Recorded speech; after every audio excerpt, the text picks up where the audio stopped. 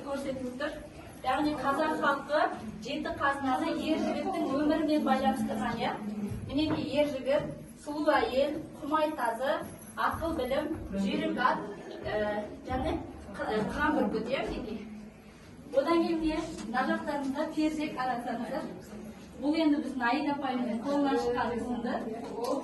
Яғни перде қағаздарына жаңағы оюларды осылай жеке-жеке өрлетіп жасаған. Жан-жағын бір-бірімен байланыстырып нелейбек. Енді қазақ халқында жаңағы көз тимес үшін үкіні пайдаланған ғой. Бізде енді сол астыңғы жағын үкімен безендіріліп неге. Неге мына жерде картамыз тұр, иә? Бұл 3D форматта жасалған. Қазақстанымыздың жаңағы барлық облыстары, шекаралық аймақтары барлығы белгіленіп көрсетіліп тұр. Енді міне кілемдерге қарасаңыздар да міне этно үлгіде барлығы оюлармен оюланған кілемдер. Одан кейін мінекей мына жақта Абай атамыздың суреті тұр. Яғни білесіздер, биыл 185 жыл толады. Соған орай осылай Абай атамыздың суретін қоюды да жөн көріп мінекей.